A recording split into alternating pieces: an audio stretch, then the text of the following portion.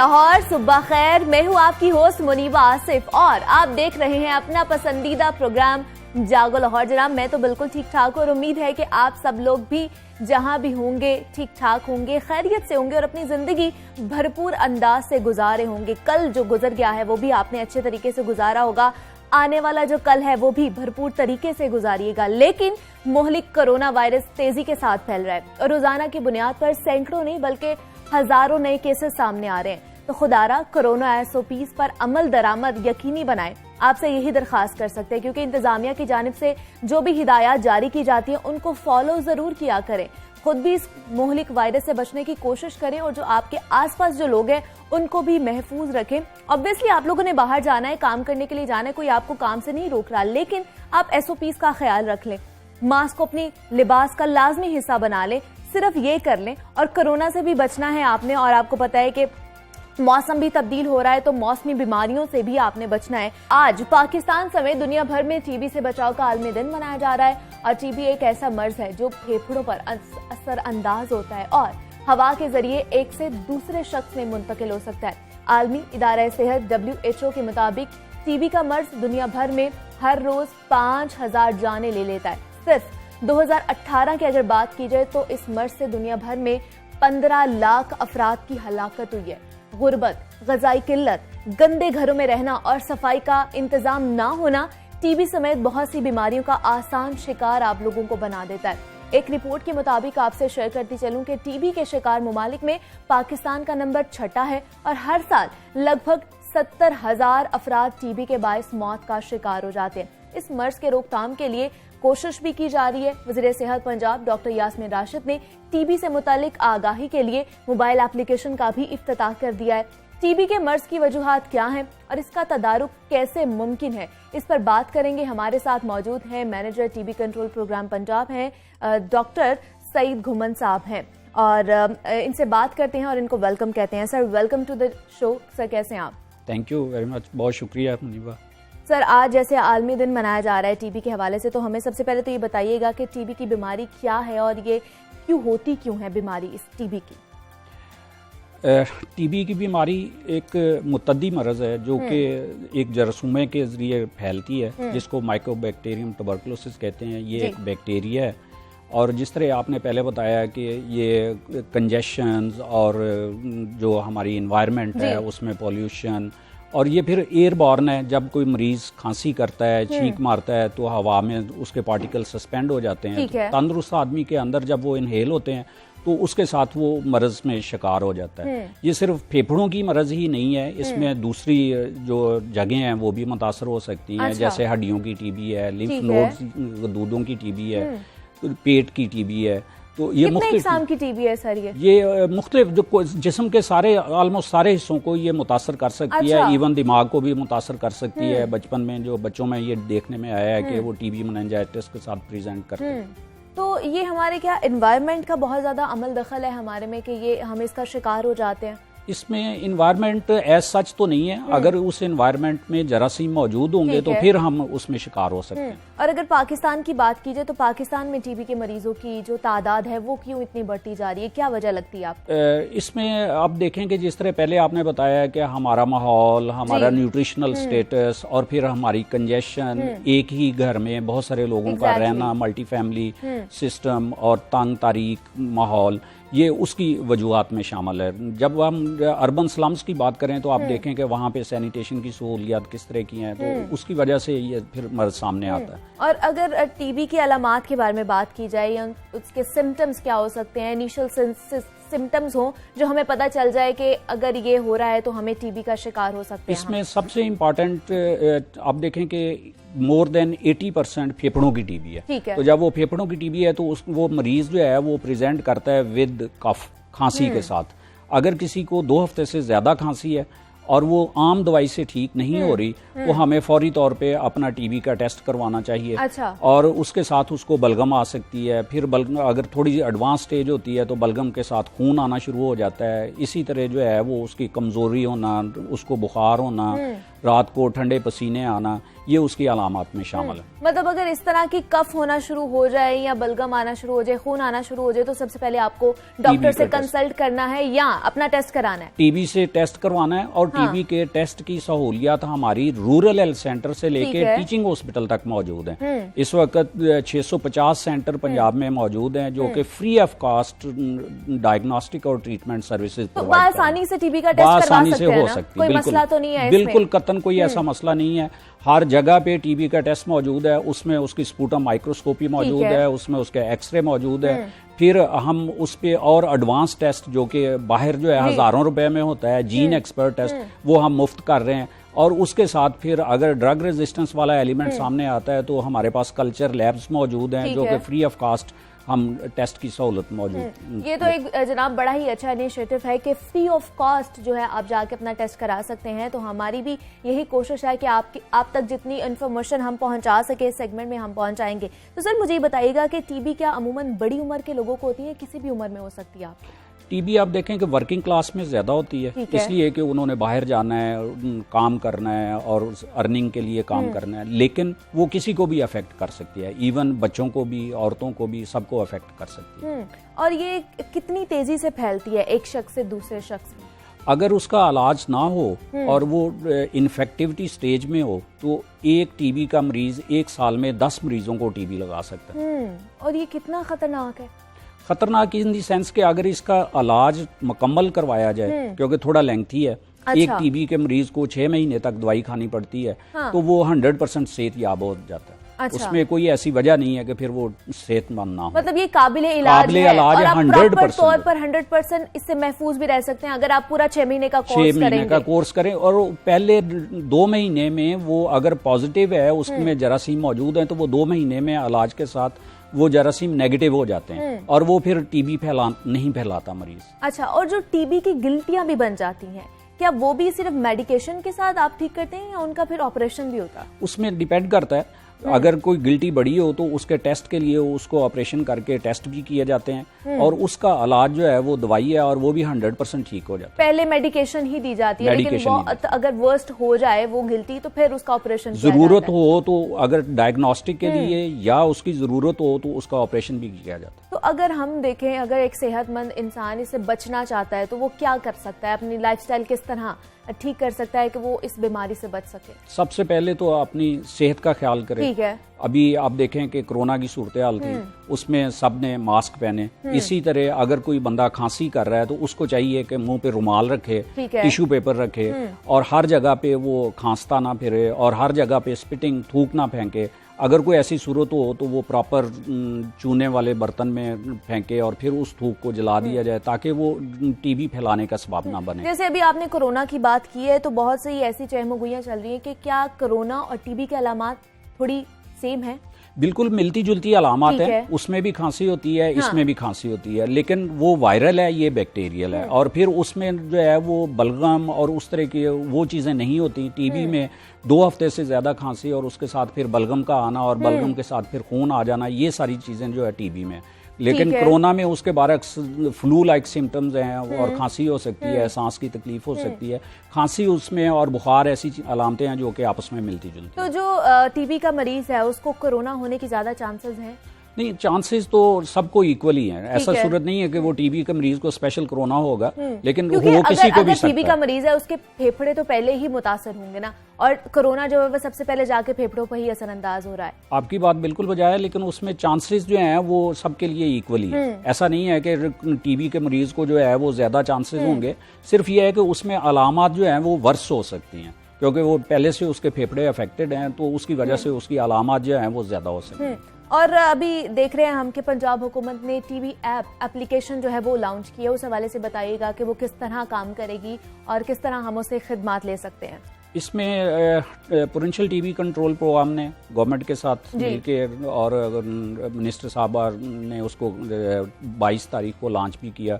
Mandatory TB notification app हमने बनाई है, उसमें कोई भी डॉक्टर, खा वो गवर्नमेंट एम्प्लॉई है, खा वो प्राइवेट है, किसी भी जगह पे बैठ के उसमें खुद को रजिस्टर कर सकता है और रजिस्टर करने के बाद वो टीबी के मरीज की इंफॉर्मेशन उसके जरिए अपलोड कर सकता है। अच्छा। जब वो अपलोड करेगा तो वो इन्फॉर्मेशन हम तक आएगी, हम उस मरीज को फ्री ऑफ कास्ट डायग्नोस्टिक और ट्रीटमेंट सर्विसेज प्रोवाइड करेंगे थ्रू डिस्ट्रिक्ट हेल्थ अथॉरिटीज, और उसके साथ साथ उसके कंटेक्ट ट्रेसिंग मतलब मरीज को एक भी पैसा नहीं देना पड़ेगा अपने ट्रीटमेंट, किसी भी सूरत मरीज को कोई पैसा उसमें खर्च करना नहीं पड़ेगा।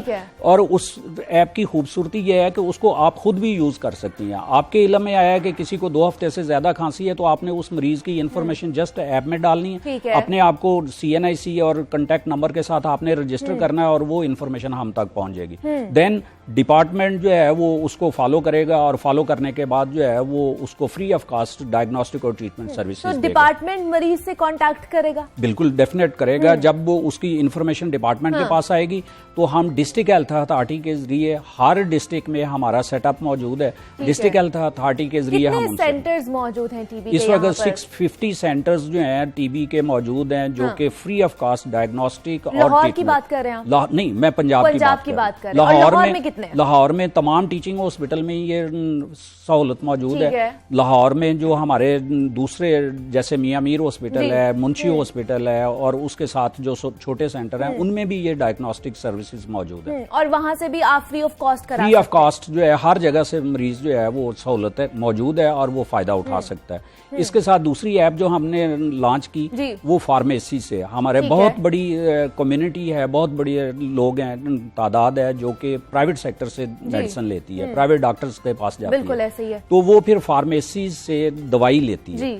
तो फार्मेसीज के लिए भी हमने ETB ऐप मुतारफ की, ठीक है, और उसको भी मिनिस्टर साहबा ने 22 तारीख को लॉन्च किया, और उसके जरिए फार्मेसी से भी यही इंफॉर्मेशन हमारे पास आएगी। फार्मेसीज वाले जस्ट मरीज की इंफॉर्मेशन हमें देंगे उस ऐप के जरिए, तो देन डिपार्टमेंट जो है वो उनसे राब्ता करेगा, डिपार्टमेंट उन तक पहुंचेगा, उनकी कंटेक्ट ट्रेसिंग भी करेगा, मेडिसिन है वो भी फ्री, मेडिसिन भी फ्री ऑफ कास्ट है, और कोई भी बंदा, कोई भी मरीज फ्री ऑफ कास्ट दवाइयों से फायदा किसी भी वक्त उठा सकता है। और क्या इसके बारे में अवेयरनेस कैंपेन कोई स्टार्ट की गई है, लोगों तक पहुंचाई गई है इसके बिल्कुल बारे में? आज भी मैं आपसे भी रिक्वेस्ट करूंगा कि लोगों को ये जरूर मैसेज देना चाहिए कि किसी भी आदमी को, किसी के भी इल्म में आए कि 2 हफ्ते से ज्यादा खांसी है जो आम इलाज से ठीक नहीं हो रही, और उसके साथ उसको बलगम आ रही है, या बलगम के साथ खून आना शुरू हो गया है, उसको शाम के वक्त पसीने और रात को पसीने और साथ हल्का बुखार रहने की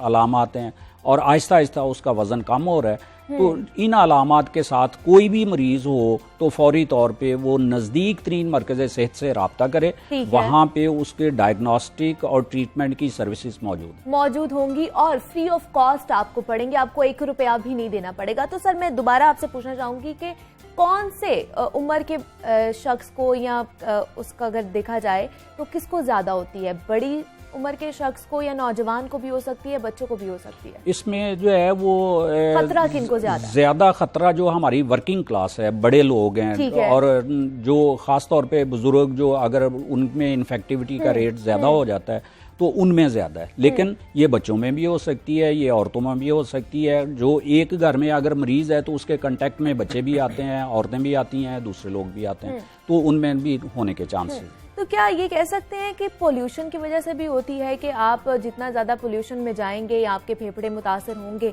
तो आपको टीबी होने के चांसेस हैं? डेफिनेट पोल्यूशन की वजह से ये इस तरह की अलामत हो सकती हैं, क्योंकि पोल्यूशन इटसेल्फ जो है हैजर्ड है, और उसकी वजह से फेफड़े मुतासर होते हैं। जब फेफड़े मुतासर होते हैं तो टीबी के चांसेस होने के बढ़ जाते ज्यादा हो जाते हैं। तो मुझे बताइए, अगर एक बंदे को टीबी हो गया और उसने पूरे 6 महीने का कोर्स कर लिया है और वो उससे सेहतयाब हो गया, तो क्या उसको दोबारा हो सकती है?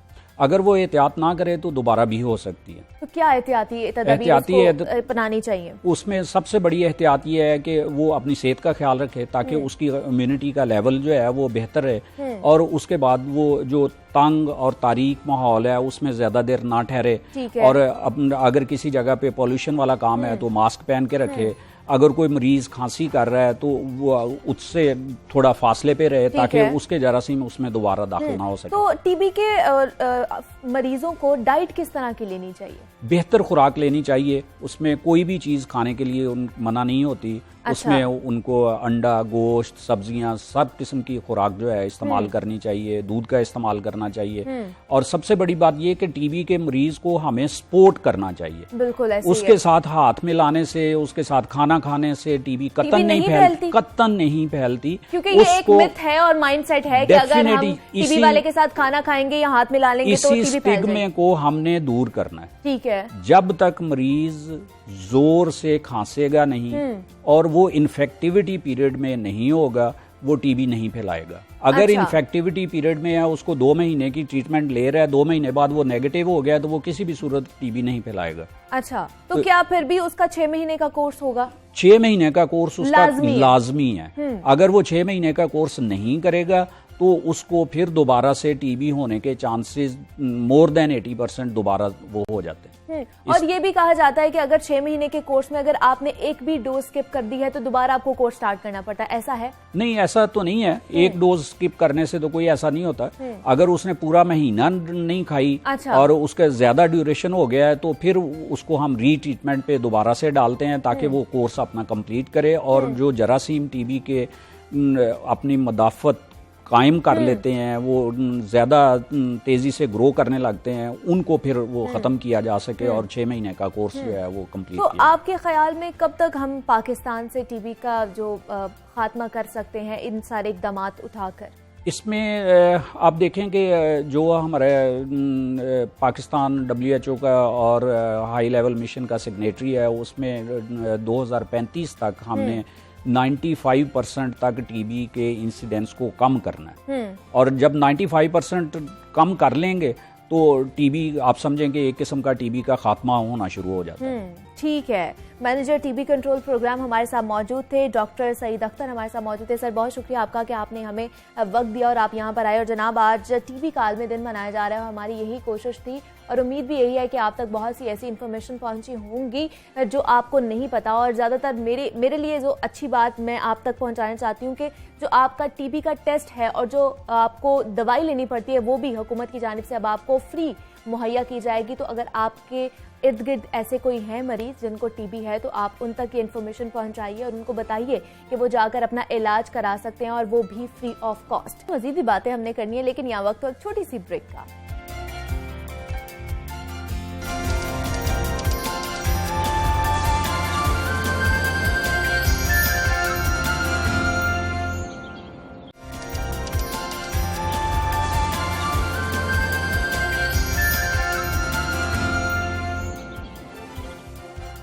Welcome back to Jaago Lahore and a very good morning to you all. नाजरीन, आईटी की सनत पाकिस्तान में रेवेन्यू लाने का बड़ा जरिया समझी जाती है, लेकिन साथ ही साथ इस सनत से वाबस्ता अफराद, बिलखसूस फ्रीलांसर्स की अगर बात की जाए तो उनको तवील अरसे से चंद मसाइल का सामना है, जिनमें सबसे अहम पैसों को ट्रांसफर करने का मरहला, क्योंकि रकूम की मुंतकली के आलमी कंपनी पेपॉल यहाँ मौजूद नहीं है। और अब खबरें गर्दिश कर रही हैं कि FBI की जानिब से फ्रीलांसर्स को नोटिस भेजने का फैसला भी किया गया है, जिसने फ्रीलांसर्स की मुश्किलात में मजीद इजाफा कर दिया है। और फ्रीलांसिंग इंडस्ट्री की बात की जाए तो पाकिस्तान फ्रीलांसर्स के हवाले से दुनिया का चौथा बड़ा मुल्क समझा जाता है, जहां उनकी तादाद में मुसलसल इजाफा देखने को मिल रहा है। और साल 2019 और 20 की अगर बात की जाए तो इसके दौरान फ्रीलांसर्स के जरिए $15 करोड़ का ज़र मुबादला पाकिस्तान आया है। एक जानिब ये शोबा दिन ब दिन तरक्की कर रहा है, गुज़श्ता साल के मुकाबले में इसमें कई गुना इजाफा हुआ है और नौजवानों की बड़ी तादाद इसमें शामिल हो रही है।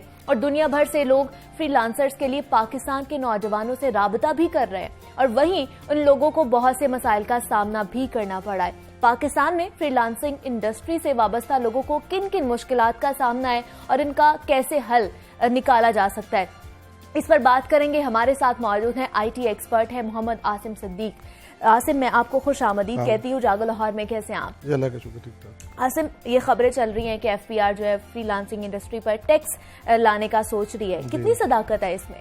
अच्छा, इसमें थोड़ी सी क्लैरिटी की जरूरत है। अच्छा। बेसिकली ये एक स्कैम हुआ है पिछले दिनों। ठीक है। उस स्कैम के अंदर अराउंड 60 बिलियन रुपीस हैं जो बाहर से पाकिस्तान में आए हैं। ठीक है। लोगों के अकाउंट में गए हैं और उसके बाद जो है उन लोगों ने टैक्स रिटर्न्स फाइल नहीं की। अच्छा। जो एक थोड़ी क्लैरिटी देने की जरूरत है कि जो गवर्नमेंट है वो फ्रीलांसिंग के ऊपर कोई टैक्स नहीं लगा रही। अच्छा। वो IT की एक्सपोर्ट के ऊपर कोई टैक्स नहीं लगा रही। ठीक है। ये वो लोग हैं जिन्होंने अपना रेवेन्यू शो नहीं करवाया और उनको वो नोटिस दे रहे हैं। इनमें अराउंड जिन्होंने रेवेन्यू शो नहीं कराया वो फ्रीलांसर्स ही थे। जी जी, एक कंपनी है पेयोनियर के नाम से, ठीक है। दुनिया में दूसरे नंबर पे ये कंपनी है जो फ्रीलांसर्स को पेमेंट्स ट्रांसफर करती है। पहले नंबर पे पेपॉल है। तो पाकिस्तान में क्योंकि पेपॉल नहीं है तो फिर ये दूसरा एक बैकअप था जिसको वो लोग यूज करते थे। इसके थ्रू अराउंड 60 बिलियन रुपीस जो 60 अरब रुपया बनता है वो आया पिछले साल पाकिस्तान में, जिसका कोई ट्रेस नहीं था।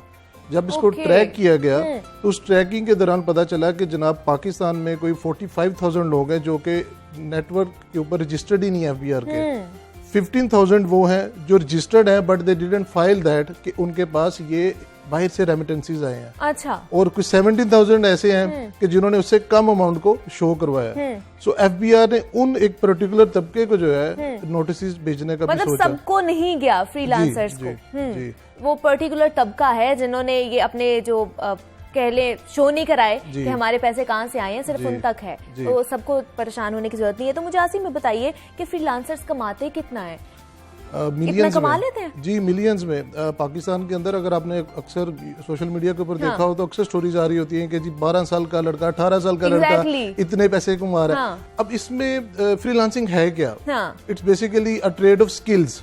ठीक है। तो आप अगर ग्राफिक डिजाइनर अच्छे हैं, आप वेब डेवलपर अच्छे हैं, आप अच्छे कंटेंट राइटर हैं, तो आपको अपने अगर कंटेंट राइटर फॉर एग्जांपल तो आपको एक वर्ड के हिसाब से डॉलर्स के हिसाब से पैसे मिलते हैं। सो जितने आप अल्फाज लिखते हैं उस हिसाब से आपको पैसे मिलते हैं। तो ये पाकिस्तान, बांग्लादेश ऐसे कंट्रीज के लिए एक बहुत बड़ी ब्लेसिंग है। बिल्कुल हम लोग चौथे नंबर पे हैं इस वक्त। 48 जो है ना हमारे जो कह लें कि रैंकिंग आ रही है दुनिया की, उसके अंदर 48 नंबर पे है। सो इसको और बेहतर किया जा सकता है। हम लोगों को इनकरेज करना चाहिए। हमारे जो IT के लोग हैं जो ग्रेजुएट्स होते हैं उनको बाकायदा टीच किया जाए एंटरप्रेन्योरशिप सेंटर्स के अंदर। उनको बताया जाए कि जी अगर आपको नौकरी नहीं मिलती तो you can start your own startup without any capital, without any money. Actually मसला ये है कि हमारे यहाँ लोगों को एजुकेट नहीं। अब जिस तरह ये न्यूज आई है तो हर जगह पे एक शोर मच गया कि फ्रीलांसर्स पकड़े जा रहे हैं। ऐसे ही है। और वो टेंशन में आ गए थे कि हम सब पे अब हाथ आ जाएगा। जी। और आई थिंक हमारी गवर्नमेंट की बहुत अच्छी पॉलिसी है कि उन्होंने 2025 तक इसको टैक्स फ्री जोन में रखा हुआ है और उसको रखना चाहिए। ठीक है। हमारे पास ऑलरेडी इतने इश्यूज हैं कि अगर हम इसके ऊपर भी एक टैक्स लगा देंगे तो वो तो उनका रेवेन्यू और उनका जो इंटरेस्ट है वो मोटिवेशन लेवल डाउन हो जाएगा। तो क्या हमारी जो फ्रीलांसिंग इंडस्ट्री है वो इतने मकाम तक पहुंच चुकी है कि हमारे कुछ अरसे बाद या साल बाद इस पर टैक्स आयद किया जाए? नहीं, अभी नहीं। आई थिंक टैक्स की ना कुछ लवाजमात है। आपके कुछ प्रोडक्ट्स होने चाहिए जिनके ऊपर टैक्स लगना चाहिए, सर्विसेज के ऊपर नहीं लगना चाहिए। उसकी रीजन ये है, फॉर एग्जाम्पल अगर आप पेपल या पायनियर यूज कर रहे हैं तो वो ऑलरेडी आपका टैक्स काट रहे हैं। जब वो टैक्स काटेंगे देन फिर आपके पास पाकिस्तान में आके फिर टैक्स कट जाएगा तो आपकी वो मोटिवेशन लेवल, वो जो आपको रेवेन्यू उतना नहीं मिलेगा तो आप काम नहीं करेंगे। बहुत सारे लोगों को मैं जानता हूँ जो कि बड़े हम्बल बैकग्राउंड से थे, बट एक आदमी अगर बड़े हम्बल बैकग्राउंड से होते हुए 7-8 लाख एक महीने का कमा रहा है तो that is a big achievement. और पाकिस्तान की जो करंट इकोनॉमी है इसके अंदर फ्रीलांसर्स एक वाहिद चीज है जो ग्रो कर रही है अच्छे तरीके से। और खास तौर पर कोरोना के दौरान जो जिसने ग्रो किया है वो फ्रीलांसर्स ही हैं। इनकी इंडस्ट्री ने ही किया है। तो अगर उन पे ही हम टैक्स लगाना शुरू कर देंगे तो फिर क्या होगा? ऐसे ही है। हमें उनको और ज्यादा जो है फैसिलिटेट करना चाहिए। उसके लिए पेमेंट सिस्टम बड़ी देर से हम लोग कह रहे हैं अभी रजा तो ये क्यों नहीं, इसकी सॉल्यूशन क्यों नहीं निकल रहा पेमेंट सिस्टम का? आई थिंक हमारी गवर्नमेंट की थोड़ी सी स्टबर्नेस है इसके अंदर। आपको उनकी शराइत माननी चाहिए रादर देन कि आप अपनी ही शराइत मानते जाए। एक बंदा आपको सर्विसेज दे रहा है तो ये टिट फॉर टैट होता है। एक्चुअली हमारी जो गवर्नमेंट है ये थोड़े से डिटेल्स ऐसी मांगती है उनसे जिसकी वजह से उनको इश्यूज आते हैं।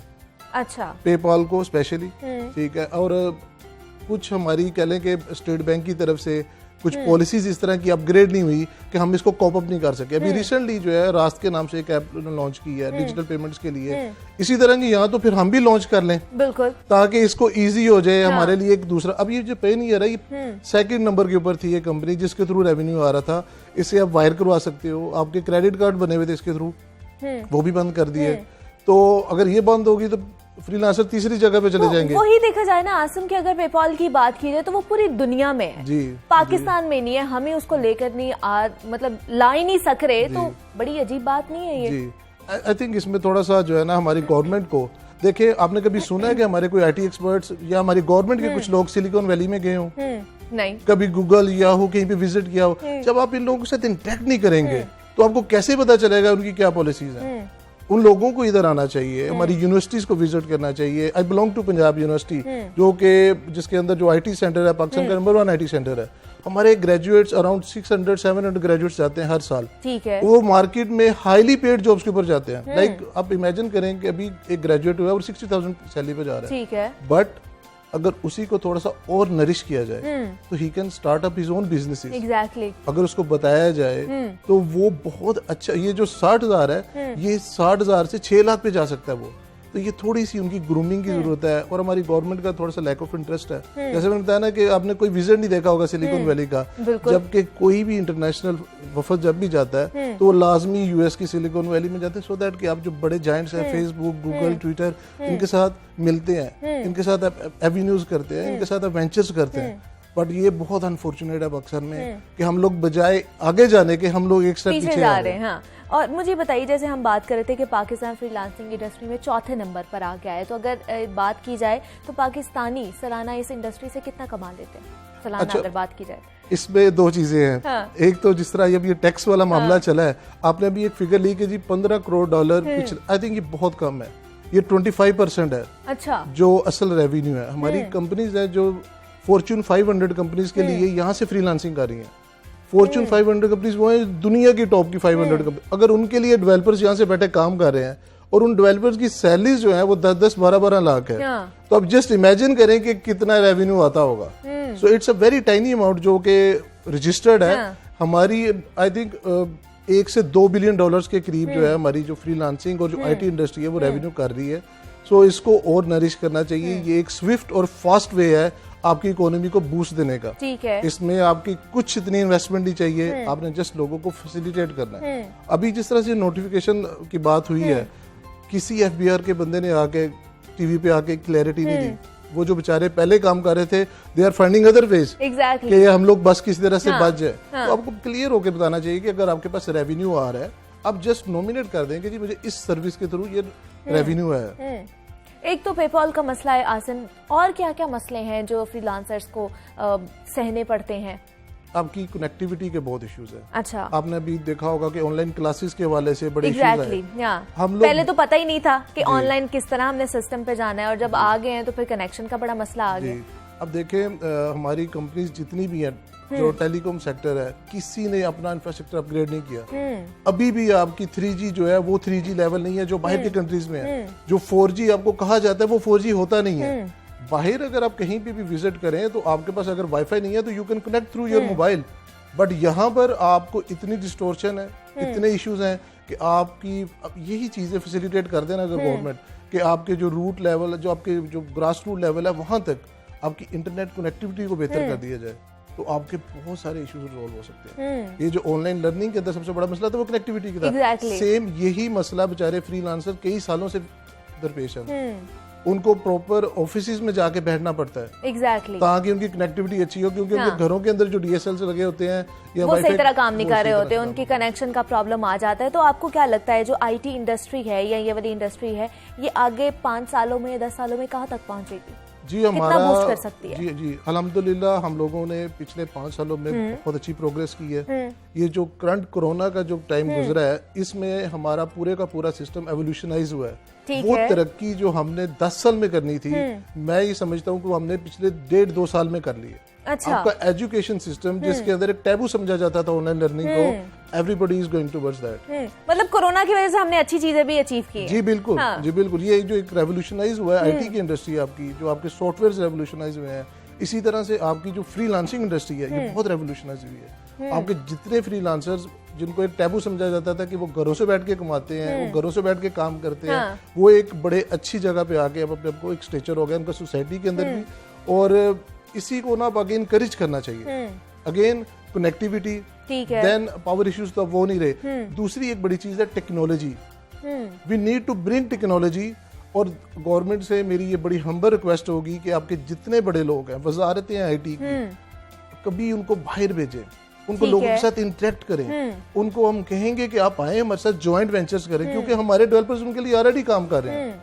मैं पर्सनली लोगों को जानता हूं जो गूगल के लिए काम कर रहे हैं, मैं पर्सनली लोगों को जानता हूं जो यूट्यूब के लिए काम कर रहे हैं। हमारे अच्छे हैकर्स भी हैं, ठीक है, जिनकी सर्विसेज बाहर की कंपनीज यूज कर रही हैं, और आई थिंक और वो पाकिस्तान में बैठ के काम कर रहे हैं, लेकिन सर्विसेज वो बाहर दे रहे हैं। जी बिल्कुल।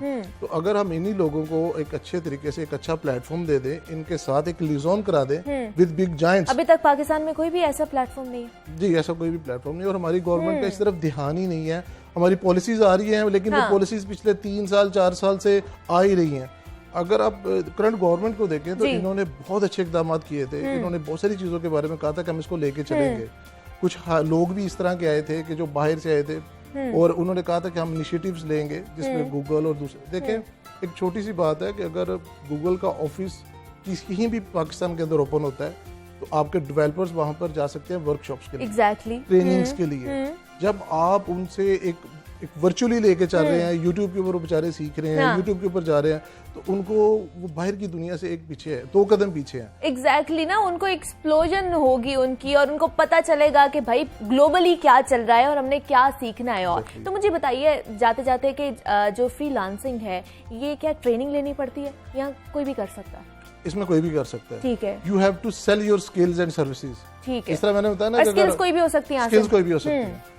अच्छा, अब इसमें 2 चीजें बड़ी क्लियर होनी चाहिए। आप अगर बाहर के लोगों को देखें तो वो क्यों लेते हैं आपकी सर्विसेज? क्योंकि उनके पास टाइम की थोड़ी सी कमी होती है, थोड़ी सी स्किल की भी कमी होती है। हम लोग समझते हैं हमारे जो ग्राफिक डिजाइनर्स, हमारे जो वेब डेवलपर्स, हमारे जो ऐप डेवलपर्स हैं, और प्लस जो कंटेंट राइटिंग, मैं I am talking about English content writing, क्योंकि हमारे अब तो एक नेटिव लैंग्वेज उर्दू है, लेकिन अब यकीन करें पाकिस्तान से बहुत सारे लोग अच्छी अमाउंट कैश कर रहे हैं कंटेंट राइटिंग के अंदर। सो कोई भी अगर आपकी स्किल है तो 4-5 बड़ी वेबसाइट्स जिनके ऊपर आप जाकर अपनी स्किल्स का अपना अकाउंट बनाकर उन स्किल्स के अकॉर्डिंगली आप काम हासिल कर सकते हैं।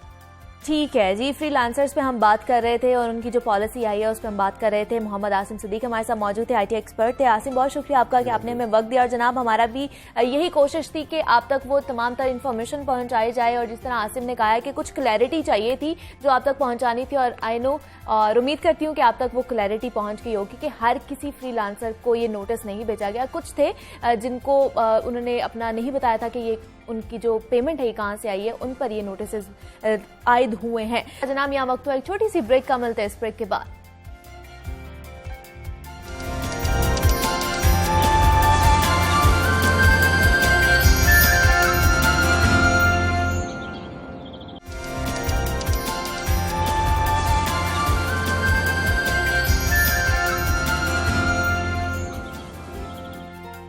Welcome back to Jaago Lahore. जनाब, मुफक्किर पाकिस्तान डॉक्टर इलामा मोहम्मद इकबाल को अपनी कौम के नौजवानों से बड़ी उम्मीदें वाबस्ता थी। उनका कहना था कि नहीं है ना उम्मीद इकबाल अपने किश्तेवरां से, जरा नम हो तो ये मिट्टी बहुत जरखेज है साकी।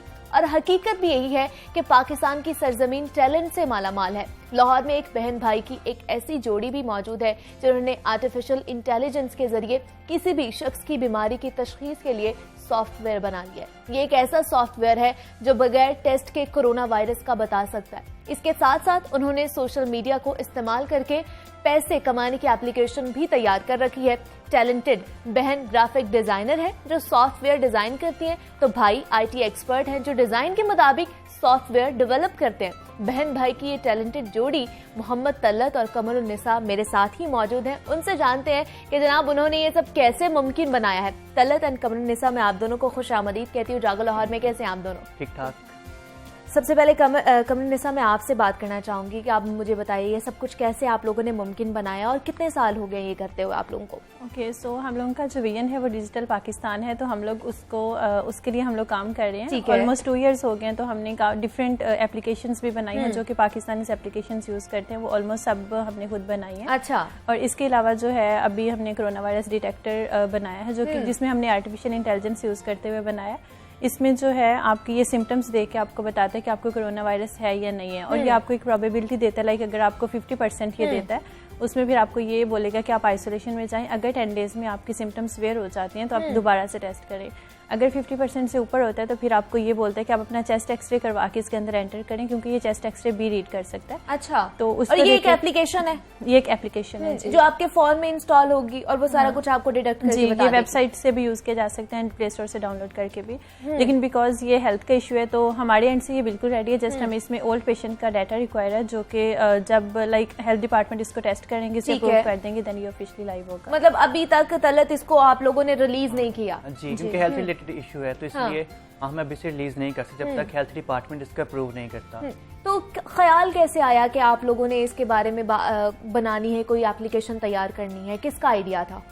एक्चुअली जब कोरोना न्यू आया था चाइना में, तो चाइना का हेल्थ सिस्टम कोलैप्स कर गया था, हालांकि वो बहुत बड़ी इकोनॉमी थी और पाकिस्तान उसके मुकाबले में बहुत मतलब कम इकोनॉमी है। एग्जैक्टली। हाँ, तो हम लोग ऐसी न्यूज़ सुन रहे थे तो न्यूज़ में आ रहा था कि पाकिस्तान की इकोनॉमी पहले स्टेबल नहीं है। हाँ, तो पाकिस्तान का हेल्थ सिस्टम कोलैप्स कर सकते हैं ना, तो हमारे जहन में आइडिया है कि क्यों ना हम आर्टिफिशियल इंटेलिजेंस को यूज़ करके कोई ऐसी चीज़ डिज़ाइन करते हैं जिसपे पैरामेडिकल स्टाफ पे टेस्ट का बर्डन कम हो सके और टेस्ट को प्रायोरिटाइज कर सके, किन का टेस्ट पहले करना है, किन का टेस्ट बाद में करना है। क्योंकि नॉर्मली होता ही है कि अगर आपको कोरोना वायरस नहीं भी होता, आपको फ्लू होता है, आप हॉस्पिटल चले जाते हो, तो वहाँ से आप तो एक तो अपना टेस्ट करवा के पैरामेडिकल स्टाफ पे बर्डन डालते हो, और दूसरा ये कि वहाँ से हो सकता है आप कोरोना वायरस अपने साथ घर ले आते हो। बिल्कुल ऐसा ही है। तो इसलिए हमने डिज़ाइन किया था कि पहले आप अगर इस पर अपना चेक कर लो, अगर ये सॉफ्टवेयर आपको एडवाइस करते हैं आप हॉस्पिटल जाके अपना टेस्ट करवाओ, तो फिर आपको हॉस्पिटल जाना चाहिए, अदरवाइज आप घर में रहो। आप घर में रहकर आप अपना टेस्ट कर सकते हैं कि आपको सिम्टम्स हैं तो आपको कोरोना है या नहीं है, या आप एप्लीकेशन के थ्रू टेस्ट कर सकते हैं। एप्लीकेशन के थ्रू टेस्ट कर सकते हैं। ठीक है, तो मुझे बताइए कि कितना टाइम लगा इस एप्लीकेशन को तैयार करने में? 2.5 मंथ। 2.5 मंथ में आप लोगों ने ये तैयार कर ली? जी। आपने क्या किया इसमें और आपने क्या किया, पहले मैं आपसे जानना चाहूंगी। आइडिया हम दोनों का ही होता है हर एप्लीकेशन में, तो उसके बाद जो भी लाइक उसमें स्केचिंग होती है या फंक्शनैलिटी का होता है कि ये चीज़ यहाँ पे होनी चाहिए, इसमें ये फीचर होना चाहिए, वो फिर मैं भाई को स्केच करके देती हूँ। देन जो भी ग्राफिक डिजाइनिंग का काम होता है वो मैं करती हूँ, वो मैं करती हूँ। कोडिंग जो होती है वो भाई करता है। ठीक है, तो आपने डिजाइनिंग का कोर्स किया हुआ? नहीं, मतलब ऑफिशियली कोर्स नहीं किया हुआ, बस खुद सीखा और खुद सब कुछ खुद सीखा। और आप क्या कर रहे हैं आजकल तलत? मैं सॉफ्टवेयर इंजीनियरिंग कर रहा हूँ। ठीक है, लेकिन ये मेरी मतलब मैं सॉफ्टवेयर इंजीनियरिंग से पहले से ये काम कर रहा हूँ, सॉफ्टवेयर डेवलपमेंट का। तो इस साइड पे किस तरह इंटरेस्ट आप लोगों का डेवलप हुआ, मैं ये जानना चाहूंगी। हमारा पैशन है और हम चाहते हैं उन्हें पाकिस्तान को ऊपर लेके जाएं। अच्छा, एक तो पाकिस्तान, क्योंकि प्राइम मिनिस्टर इमरान खान हमेशा बात करते हैं कि हमारी जो इकोनॉमी है उसको बहुत ज़्यादा चैलेंजेस हैं, तो और दूसरा हम लोग आईटी में बहुत ज़्यादा पीछे हैं अदर कंट्री से, बिकॉज अभी हम देखें हम लोग जितनी एप्लीकेशंस यूज़ कर रहे हैं, व्हाट्सएप हो, फेसबुक, इंस्टाग्राम, तो वो अदर कंट्रीज हैं। तो अभी हम लोगों का ये विजन है कि पाकिस्तान जो अपनी एप्लीकेशंस यूज़ करे, एक तो ये कि इससे पाकिस्तान आईटी में बहुत ज़्यादा डेवलपमेंट होगी, और दूसरा मतलब वर्ल्ड वाइड पाकिस्तान को एक बहुत अच्छा एक पॉजिटिव इमेज एंड रिकॉग्निशन मिलेगी।